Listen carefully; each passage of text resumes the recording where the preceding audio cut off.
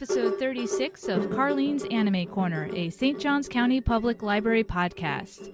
And it is March once again, so we are going to do our March Manga Madness 2, because we are going to bring you a whole bunch of short reviews of different manga, and I went to the beat of a different drum and I did a Korean webtoon, because I could. Little different this time. Little different. But I have Zoe here with me for the introduction, and she and I are going to talk about our manga and my manhwa. I think it's manhwa. Manhwa.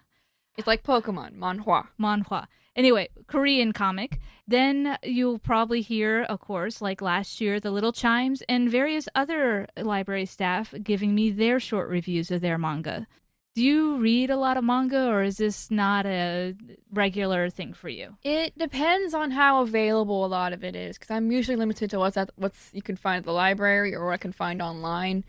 A lot of times it's online. It's not that legal, but whatever. Yeah.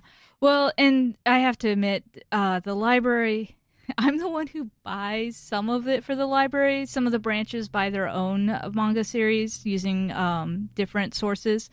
But I have to admit, I don't buy a whole ton of it with my graphic novel budget because it takes up a lot of space, and there's just so much of it. It's hard to pick the series to get. Yeah, there's like so many volumes of like really long series. Even not that long ones are split into like 15 volumes. Well, I've been wanting to get Haikyuu for our library because it looks like a really good series with the volleyball. It's got a very popular, it's got a very big fan base. Yeah, and a very big fan base, but I haven't been able to find a library that has room for 30-some volumes on their shelf. Yeah, the thing about manga is they like to split up into a lot of volumes instead of just like one big compilation, because there's a lot of pages, a lot of stories, just a lot of stuff. Yeah, which is great or if you're really into the story, but yeah.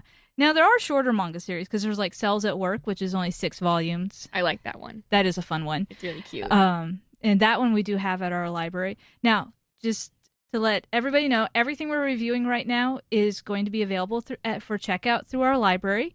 So it will be in our catalog if you want to put it on hold or, check it out. It might be spread out across several branches because our manga series tend to float everywhere. So Volume 1 might be in one area of the county and Volume 2 might be on the opposite side. You might need to do quite a bit of interlibrary loaning. Well, not interlibrary loaning, because that's from different library systems. Yeah, which you can do that too. I know once I tried to get a volume from Assassination Classroom that for some reason I could not find at our library for a bit, so I had to get it from like somewhere in like Gainesville or something. Probably Alachua County Library. Probably. Yeah. Yeah, well, I do the interlibrary loans too, and I have actually interlibrary loaned in from other libraries throughout the state volumes of a manga series that I'm interested in reading. We have some of Ranma 1/2, but not all of it, so I ILL'd a few volumes in to check it out and stuff. So that's a little bit about manga in our library and why we don't have it all, but we try to have a good selection. We try our best. Yeah, a little bit of shonen, a little bit of shoujo, a little bit of comedy, a little bit of drama, a little bit of everything. A little bit of historical drama. Yeah. Combinations of the 4. Yeah. Zoe, which manga did you decide to read for this? So I picked one that I've actually been looking at for a while now. It released, I think, in 2020. It's a fairly new one. It's pretty recent. It's called Sakamoto Days by Yuto Suzuki. And it's certainly something. So what's it about? I said this before to you off camera. Off microphone? How do you say this? Off mic. Off mic. It's basically a combination between Spy Family and Way of the House Husband. That's like the best way I can describe it. It follows our boy, Sakamoto. I don't remember what his first name is. Taro Sakamoto, that's what it is. He was basically the greatest hitman of all time. Not even in just Japan, just everywhere. And he was really good. And he was like, pretty much everyone feared him. Until one day, he fell in love with a girl who worked at a convenience store. And he got married, he retired, he had a baby. Her name's Haru, she's adorable, she's in kindergarten. And he basically just retired to run a convenience store with his wife and daughter. I love the picture of him on the cover because he's like round and fat and balding. Because if you look at the first picture, he's really skinny and cool and epic. But then if you look at the cover, he definitely got a little fat. Yeah, and he's got a little tiny little gray mustache. Little tiny gray mustache, a very round chin. That is actually the subject of a lot of visual jokes. Like you'll see him in He'll get in like one of those roller coaster seats where the harness comes over your head, and his face will be like bunched up because of all of his neck fat. Yeah, and I love the way on the cover though they have him holding a cup of instant noodles and a gun. It's like a convenience store assassin. But basically, he literally just retired until he finds out that somebody put a bounty on his head for 1 billion yen, which is a lot of money. Yes. And he ends up having to fend off a whole bunch of assassins just going after his head, his convenience store. And he ends up meeting up with a couple old colleagues of his who are kind of, they got high opinions of him because, he was the best of the best. Mm-hmm. And one of them, Shin, is a clairvoyant. He can read minds.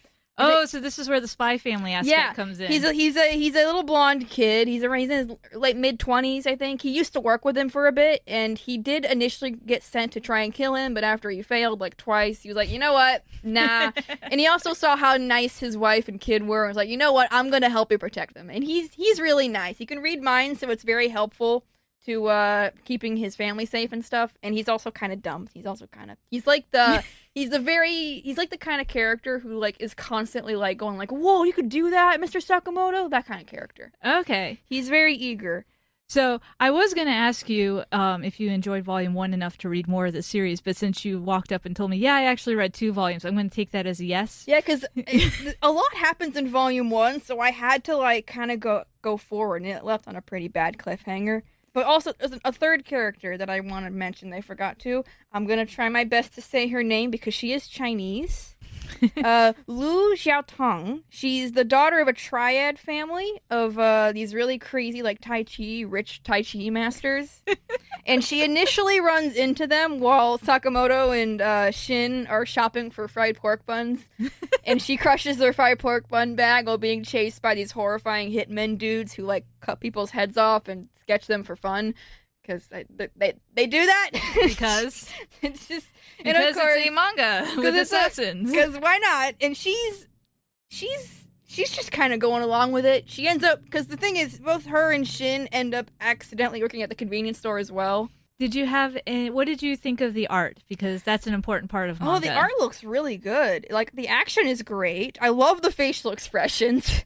I love the various ways that the author likes to draw Sakamoto, because his face is generally expressionless, but you can just tell how he's feeling, and like the slight minute changes. There's a lot of visual gags involving like his like neck fat and stuff. There's a really great visual gag where when he gets really into a fight scene, he loses all of his weight and becomes like skinny and hot and stuff. Then the next page he eats like one thing and he immediately gains it all back. And he's just... Yeah, the art is really, really good, and it's like the best part of the expressions, really, to be honest. But it's like there are times where it's really simplistic and then really, really, really detailed. Well, I went ahead and I read. I cheated a little bit. It's still it's not American. It's still Asian comics. It's not American. It's or not British American or anything like that. But I read a manhwa. Yen Press this year, or actually end of last year, because I think these all came out in December. They started a new subset of their publication company called Ise Press, in which they were going to concentrate on Korean webcomics. And this is one of the titles from that series, and it's called Villains Are Destined to Die. And pretty hardcore title. So pretty much what happens is this girl is playing an otome game, which pretty much dating game type idea, and she plays it all the way through as the hero character. And she's like, this game is really good, it's surprisingly addictive, so on and so forth. She decides, and she discovers there's a hard mode, which is playing as the villain character, which is, the one that makes the heroine's life really terrible, tries to get between her and her love interest and all this stuff, and usually dies in the end because she's just a terrible person. Well, as she's playing as the villain, and she keeps dying in the game over and over and over again, and she never actually finishes the villain's storyline. Well, she falls asleep and she wakes up and finds out she is now the villain in the game. Oh, no. And she is freaked out because she knows every path she has tried, she dies. Oh, and she's sitting there, and the worst thing is when she first starts playing, she can only do like game dialogue. Like she gets this choice, say this, A or B, and she can't do any nuance between the two or anything. And she's like, this game is trying to kill me. is trying to kill me. And so she remembers a cheat mode and she tries it out where she finally manages to unlock being able to freely speak. So her chances of survival do go up quite a bit.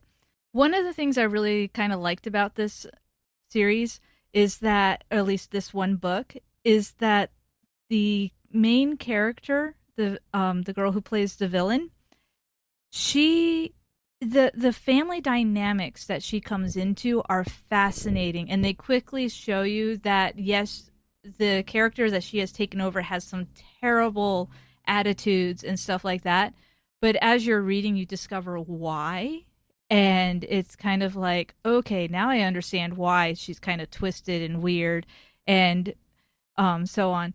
But what's really was kind of fascinating is that apparently there were a lot of similarities between the character's life and the girl who took over her life. There were a lot of similarities. Ooh. So, and I would say that's the one drawback to this as reading it as a book versus online, because they're publishing like a chapter a day or a chapter every week or something like that. They do a lot of callbacks, like flashbacks, which start feeling very repetitive at times. So which makes sense because if it's an online thing, you're going to have like people who haven't read it for like 3 weeks and want to catch up again. And want to catch up on the next chapter. So, and as I said, that was mostly because I sat down and I read it all in one sitting. If I was reading it online, I probably wouldn't even have noticed it. But did you have any? I haven't actually read that much manhwa or Korean or Chinese. Well, I've ordered a couple for the library for us to try out. So, Villains Are Destined to Die is one of the ones we've gotten. We also got the Tomb Raider King. Ooh. Which that's also a pretty cool one. But I have grown to really like the webtoons. There's something about the art style of them that I really like. The artists are all slightly different, but this one is definitely done in a lot of pinks because the main character has very pink hair and really pretty aquamarine eyes. But like really sparkly eyes too. Yeah, and very sparkly, which is very much that shoujo thing. It definitely looks like a shoujo anime. But I really like the fact that they're already setting up like all kinds of, maybe this person is evil, maybe they're not. What is the family dynamic? So it's a lot of family drama going on too. And she meets the prince.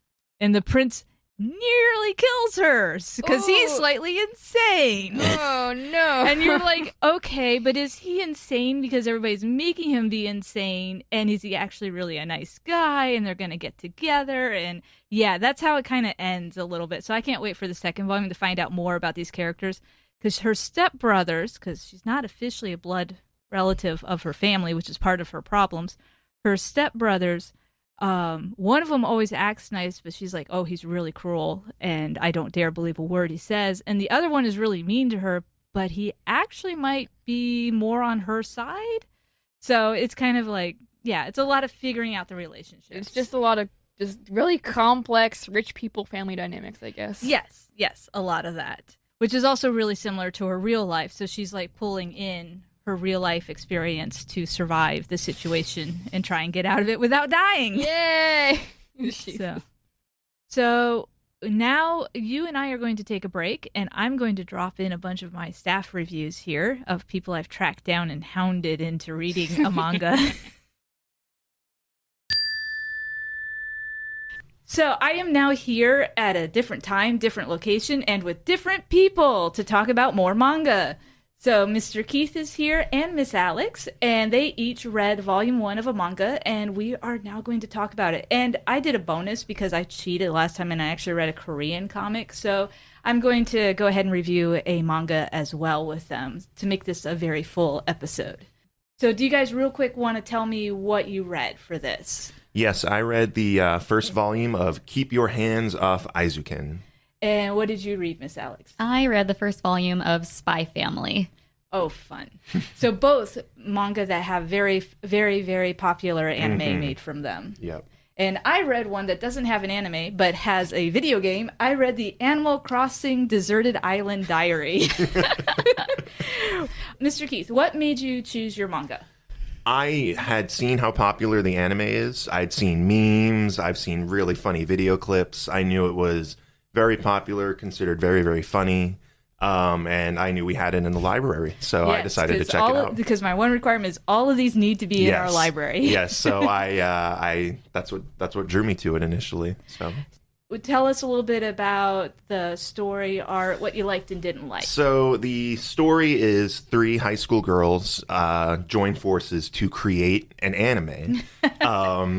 But what I liked about it, what I really liked, is it kind of has three different angles on the creative process. Because there's three girls. There's Asakusa. She's kind of the leader.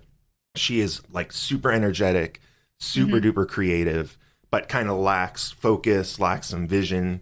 Her friend is Kanamori, who is not into anime at all, but is very much into money. And as you can probably guess, those two balance each other out really well. And then they recruit Misusaki, who is a rich influencer, another student, who is in a family of actors. Her parents want her to be an actor, but her dream is to do animation. So what I loved about this was that those three different kind of perspectives on anime and creativity come together, and you get to watch them kind of bounce off each other in ways that are very funny usually, but also pretty interesting. Like, you know, Kanamori becomes basically the producer.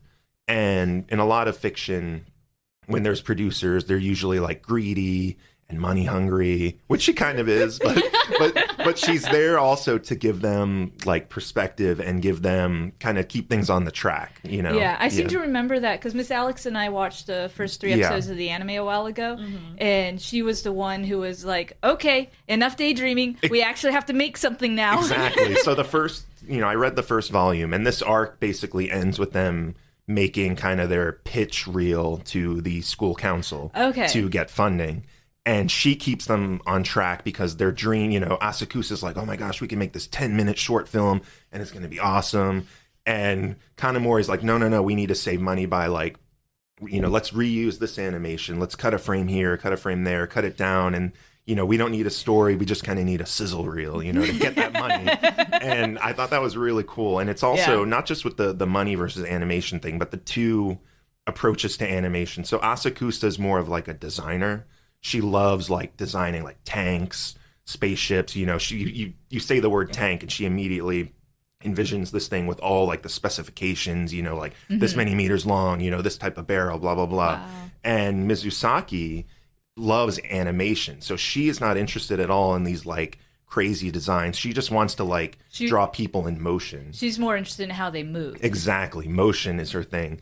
And what I love is the short film they end up making, you know, at the climax of the first volume for their school council pitch, combines both philosophies, where it's this like crazy tank, this girl with a sword fighting a tank, but there's also time spent on the motion of the girl, you know, jumping through the air, and it's very like physical. So they kind of they meet halfway, where it's got these impressive, you know, sci-fi designs, but this elegant kind of animation.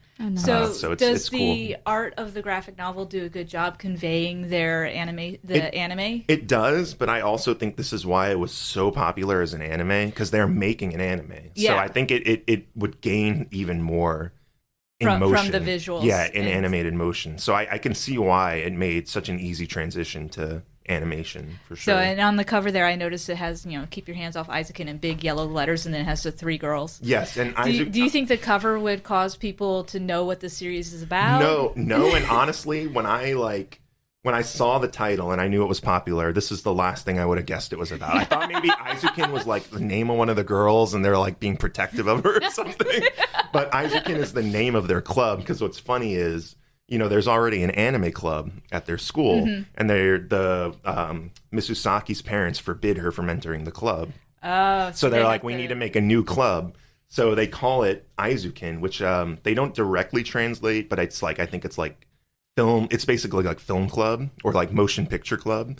And their theory is, all right, we'll make a new club. We don't have to tell them we're making anime. We can say it's film club. I mean, they don't have to know it's an anime. So that's how they kind of get around it and get funding, where they're like, all right, yeah, it's motion picture club. Like, so. So if you were going to recommend this to someone, what kind of keywords would you use to get them to read it? I would say anyone who's interested in art, or specifically the creative process, because it's very... It's you know, it's a comedy. There's like zero drama, but it's very truthful about what goes into making something. Like sometimes you have to make compromises, you have to make sacrifices. Your original vision isn't always what's going to end up on the screen.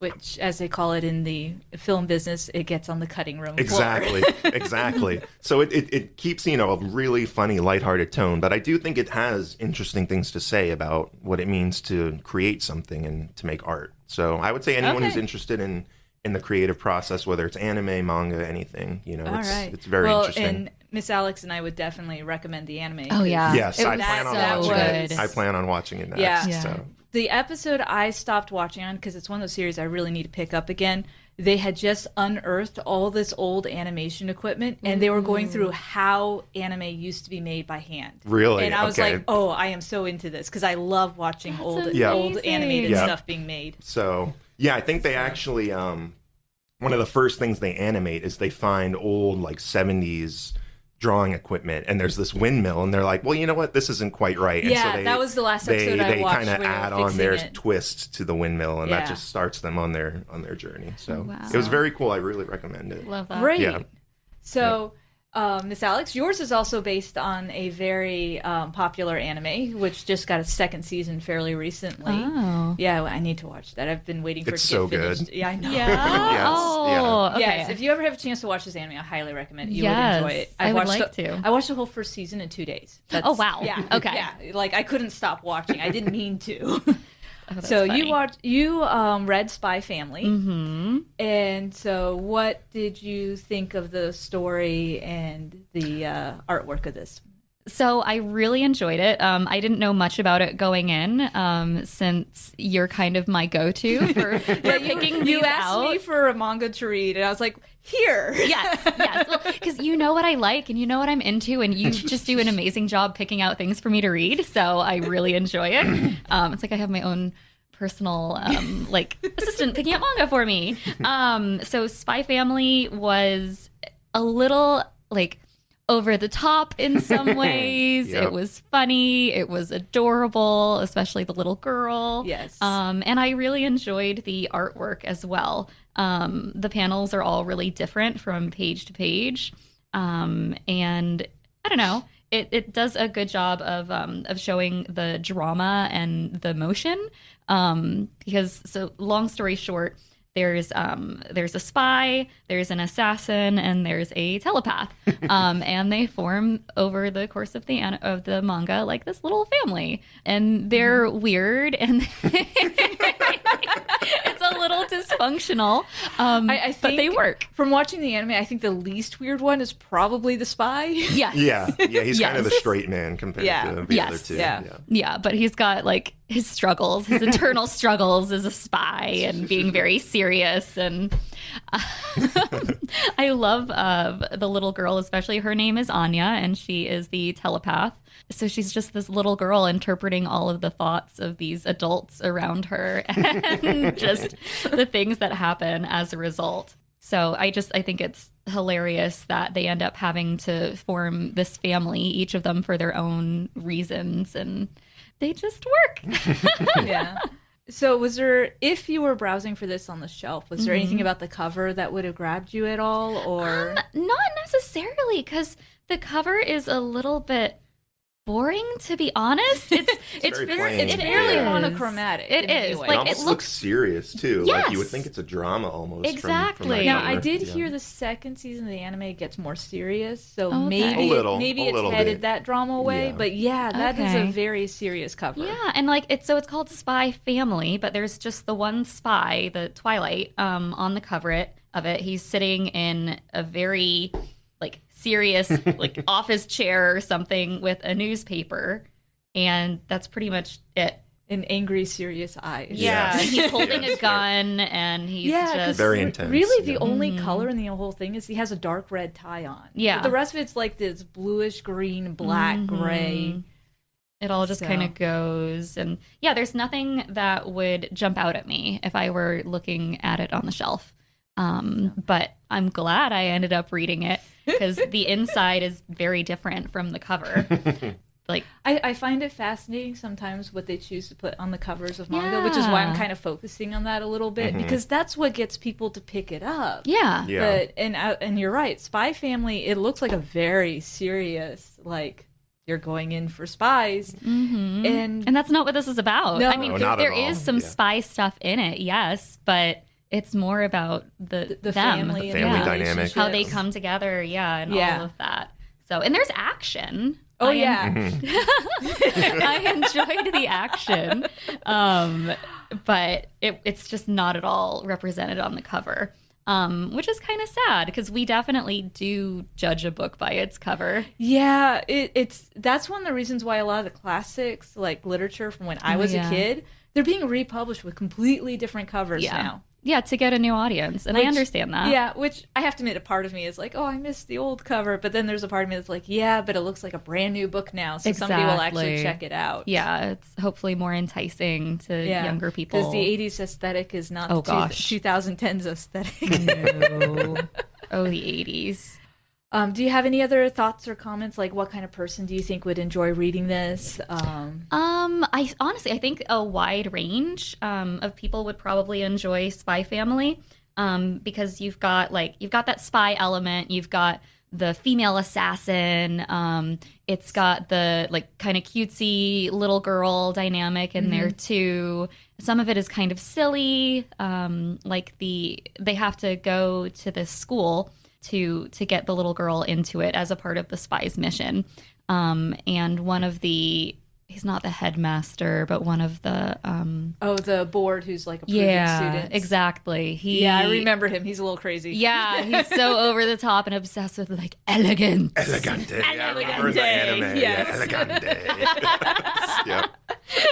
And it's hilarious. So I think there's like a couple different genres kind of smushed together in there. There's even a little bit of because I've read most of the first volume. I would say there's even a little bit of romance thrown in there too, there which is for fun. sure. Yeah. It's not all about it, but like I don't read a lot of manga in my spare time, and I don't know, I'm not super into like the sci-fi or anything, but I loved this book. Yeah. Well, part of what I loved about Spy Family, the anime and the manga, is the setting, because it's a pseudo Cold War. Yeah. But they don't focus on the politics. You're still not sure exactly why these two countries are at odds. Exactly. It's kind of just happening in the backgroring. Yeah. And you get a little glimpses of it, and that's why he's on his mission. But I really liked it. Definitely recommend to a lot of people. Well, I read I literally saw this on the incoming new books cart like 2 days ago, and I was like, I want to review this, because originally I couldn't because the library didn't own it, but we now own it. Yay. Hooray! I have the Animal Crossing Deserted Diaries, the official manga for the mega hit game, as the subtitle goes on the back. So this is what I would call a gag manga, because each chapter is like a short little snippet that's like some kind of gag thing. But what it is Tom Nook gets these 4 kids on his island. They are terrible people. Oh, no. So are they supposed to be like players of the game? Yeah, they're like the of? players of the game.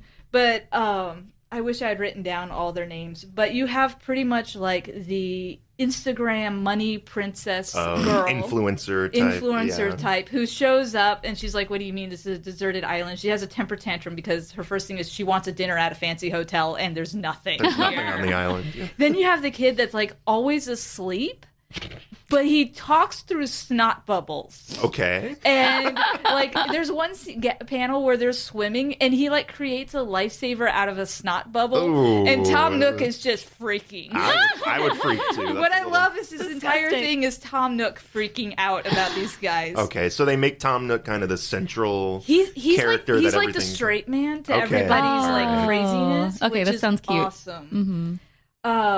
And then you have the one kid who's like the scholar kid, because he shows up on an island and he's carrying a dictionary, but he's still kind of stupid. Just gonna say. So he's got like stupid school smarts, but he doesn't necessarily have common sense. Exactly, book smart. And then you just have the crazy kid who just runs around like everywhere doing craziness, and he eats everything, and it's just hysterically funny. Is Tom Nook as money obsessed as he is in the game? Is he like asking them to pay their debt? He's just trying to get them to actually build the island like they're supposed to. Priority 1. Because he gets they're just like, they're all insane. they're just all these kids are completely insane. It's like herding cats. Yeah, well, I love the chapter when Blather shows up and they're like, we need to make a museum for our island, because I love the museum building part in the game. A lot of this is very directly I was going to say, are they drawing characters and yeah, they're bringing in yeah, Animal Crossing characters. Like, you meet Blathers, you meet all these guys. KK Slider, is he in it? I have not yet met KK Slider, but maybe you in do another one. meet the albatross who's constantly in distress. There's an entire chapter dealing with him, and he just shows up everywhere saying distress. He's so adorable. It's like he floats by on a cloud. They're like, they find him on the beach, and then he disappears. And they look up, and he's on a cloud floating by going, distress. So there's a lot of humor to this. They like shake him out of a tree, and he goes, distress. Is this fairly new, this manga? Or when did it come out? I think it came out fairly close to the actual game. Because I know Animal Crossing blew up in a big way during COVID. So I was wondering if maybe they, well, see, capitalized on that to start this. So the copyright date, according to the book, is 2021. Okay, so it was after the game. The first printing, in the United States at least, was September 2021. Okay, so that was like a year after the game. But I think it might have come out in Japan a little bit earlier, yeah. so it might have released in Japan right around the same time as the game. Okay. It just took a while for it to come here. But so one of my favorite parts of this actually is when they're building the museum. Blathers is like, we need items for display. And they're all like, great. And they go running. And they don't bother to ask Blathers what he wants or what he needs. Displayed. And one kid shows up with like his 1-month-old dirty underwear. Oh, okay. Yeah, it has that kind of humor in it. Another kid just shows up like, what else did he... they showed up with like, a random picture. The money princess... person shows up with a picture of her and all her servants. Oh, goodness. And the scholar dude who always is wearing like the graduation hat, he shows up with a clump of eraser shavings from his study time. It's just like all this weird stuff. But things they think are important. Apparently the island character Raymond, I've never met him in the actual game, but in this manga they show him as being like the most narcissist character on Earth. He shows up with a display of all these different statues of him. Of himself. Wow. And in one of them, he actually paints himself gold, and he's like holding a rose and stuff. Oh, and goodness. so, yeah. Wow. And Blathers and Tom Nook have a meltdown. Oh my God. So you'd recommend this though to fans of the game? It seems like there's a lot of in-jokes. There's a lot of in-jokes. Game players would know. I think some of the humor, I think if you haven't played Animal Crossing, you would still get to a certain extent, just because it's crazy antics. And Tom Nook, they do the traditional like manga where his face goes all blurry. Okay. And he's like, yeah, anime style. Yeah. But and the art style is definitely very chibi. It's very game-like. Okay. So you look like cutesy kind of from the game. So if you're used to the game's art style, that's the way this was drawn in. What age group do you think it's intended for? I think it's probably intended for a bit younger than, I would say, I think we have it in our middle grade collection. We do, and I would say that's probably a good place for it. Okay. All right. But I think anybody who's played the game would probably enjoy a lot of the in-jokes, particularly since they, the second half of the book is literally what they call player tips. Oh, really? And there's like little guides to different characters. Oh, and what's cool is they actually do like a real picture of it from the game. Okay, the game character. But then they have like a little 4-panel gag comic about them. Character. So it's still kind of fun and interesting. They're definitely, though, seem to be targeting people who either have played the game or want to play the game. Definitely. Yeah. I would say this is a definitely for Animal Crossing fans. Okay, which there are a lot more of now than there were a few years ago. Yes. Oh my goodness. Although I would say even a few years ago, going by the amount of begging I saw on the internet for when the Switch came out for an Animal Crossing game, there's still a lot of fans out there. They were out there. Yeah. Wow. So well, cool. But yeah, I mean, and this one, the cover definitely says it all. Yes. It shows the art style. It has all of the characters like Tom Nook and Blathers, and then the 4 characters you have that are supposed to build up the game. I see what you mean about the chibi art style, like with the faces. Which is very similar to what you look like in the game. It's just a little bit more chibi-fied, I think, for them. I think that was a good touch. Yeah, because it definitely gives the cartoony aspect. Yeah, the game was there's never an entire realistic. chapter in the first volume of Wisp showing up and them like freaking out because there's a ghost. A ghost? Cool. Cute. So, but yeah, here's an example of Raymond in his painted gold with his rose. Oh my goodness. my. Yeah. That's an ego right there. Yeah. So, So that cute. is very cute. Thank you all for joining me Yeah, to thanks talk for about your having me. manga. I'm glad you guys read them, and I'm glad you enjoyed them all. I will keep reading it for sure. I like the volume 1 enough. Definitely. Yeah, Isaacin is one of the manga that's been kind of on my I need to read this list because I really did enjoy the anime and I wanted to read. And when I enjoy the anime of something, I tend to hunt down the original, like what they based it off of. And I think the manga has continued past where the anime ended. I Yeah, believe. unfortunately, Yeah. a lot of time that happens. Yeah. They only make like the first They made 2 or one 3 season. volumes Yeah. into an anime, and then if you want to know the rest of the story, Go read. Go read Go like to the 30 library. more books. Go to the library. That's good. So, well, thank you very much. Yeah. And bye. Bye.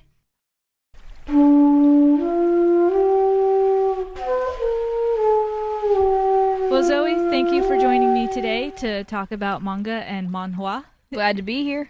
Yeah. And I'm glad you had a chance to check out Sakamoto Days because I know it's been on your reading list. Yeah, I have been looking at it for a while. I just never got the chance, really. Well, I got the 3 newest volumes sitting at my desk getting ready to be processed and sent out to the library. So Ooh, I might pick those up. I think volume 7 came out officially February 14th. Oh, wow. Yeah. It's very, very new. Yeah, so it's a fairly new series. I don't know, do you have anything else to say to close this out? So with that, let's go ahead and call it a wrap. Thank you all for joining us, and if you have any thoughts or comments on this episode, please go ahead and email me at the email address in the show notes. And if you have a friend who would probably enjoy listening to us natter on about anime, manga, and nerdy things, go ahead and share our podcasts with them. And with that, I guess that's it. Yeah, that's probably it. Yeah. All right. Well, goodbye. Bye.